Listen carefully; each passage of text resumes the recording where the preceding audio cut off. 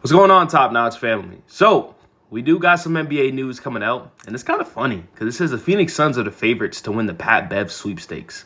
And I'm laughing at the headline because it's like, why is there even Patrick Beverly sweepstakes at all? You know what I mean? Like, what's the point of that? Now, don't get me wrong. I think Pat Bev's an excellent person. I love his podcast. I love his energy on the court. There's a reason why he went overseas. Like, he said there was a few teams that gave him an offer to play this year in the NBA, but he's like, I'm worth more than the minimum. And it's like, well, teams don't really value that much. I think you value yourself a little bit too high. And there's nothing wrong with that. Don't get me wrong. There's nothing wrong with that at all. You know what I mean? He went over there and said he wanted to hoop. He said he missed hooping.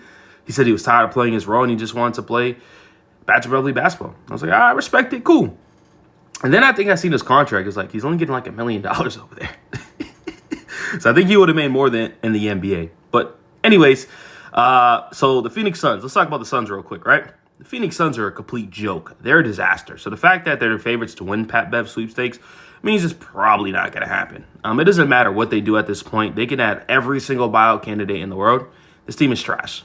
Kevin Durant is going to be traded there in the offseason. They're going to try to get a lot of capital, and they're going to be rebuilding next year. They made a mistake by trading for Bradley Beal. Bradley Beal didn't want to go nowhere, and that kind of held this team back.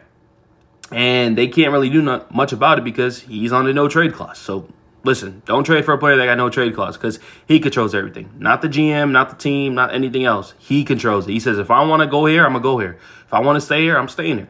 So that's kind of where the Suns are at. I mean, dude, look at the standings. They're 26-28, 3-7 in their last 10 games. Like, I really just don't expect this team to even get in the top 10. I really don't. I don't even think they're a playoff team this year, like playing team. I just don't. I think they completely miss it. So I don't think they go after Patrick Beverly, but I think there's a chance Pat Bev may come back. They might be a desperate team that desperately needs Pat Bev's energy and his defensive presence and his veteran presence in the locker room, you could say.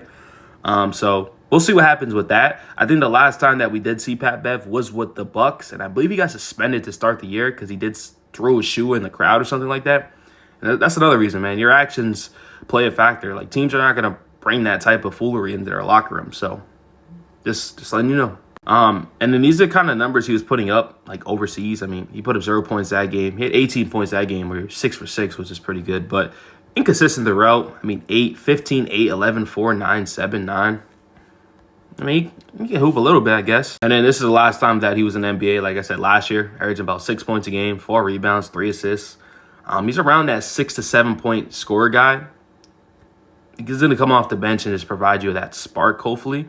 That's what you're really hoping for. But like I said, I don't think the Phoenix Suns go after him. So let me know in the comment sections, like, what team do you see Pat Bev possibly signing with this year or next year? Because I expect him to continue to keep hooping. I don't expect him to retire. But yeah, let me know what you guys think. And keep liking, keep sharing, keep subscribing. Appreciate y'all. Love y'all. And I'm out.